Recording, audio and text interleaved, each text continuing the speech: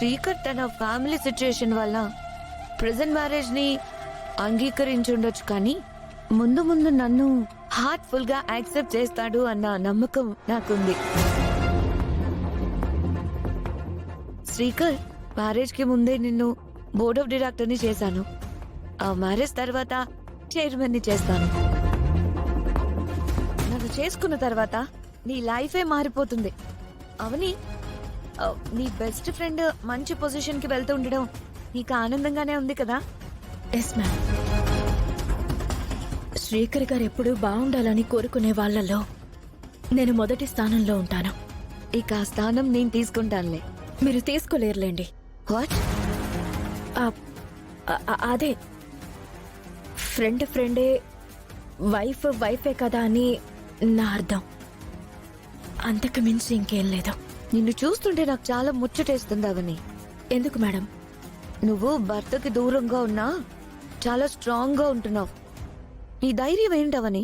అమ్మా నాన్నలు దూరమైన తర్వాత నేను అక్క కష్టపడి నిలబడ్డా.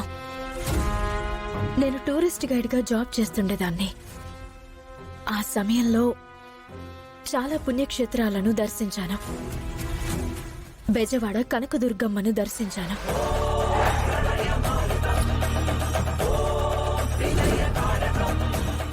మధుర మీనాక్షి అమ్మని దర్శించాను.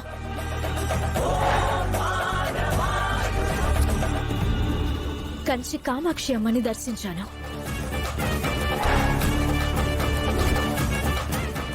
కలకత్తా కాళీమాతని కూడా దర్శించాను.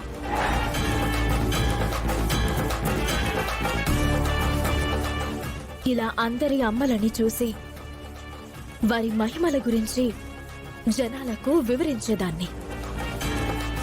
ప్రతి అమ్మవారు చెడు మీద గెలిచినవారే.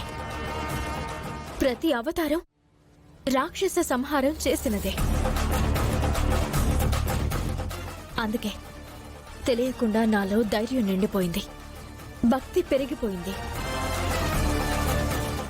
ఎటువంటి చెడు ఎదురైనా వాటితో పోరాడగల శక్తి సామర్థ్యాలు నాలో వచ్చేశాయి. ఇంక చాలా ఆపవని. నేను అమ్మవార్ల గురించి నిన్ను అడగలేదు, నీ ఫ్లాష్ బ్యాక్ గురించి అడిగాను. నా గతం అదేనండి. Good good. నువ్వు ఎప్పుడు ఇలా ధైర్యంగానే ఉండాలి.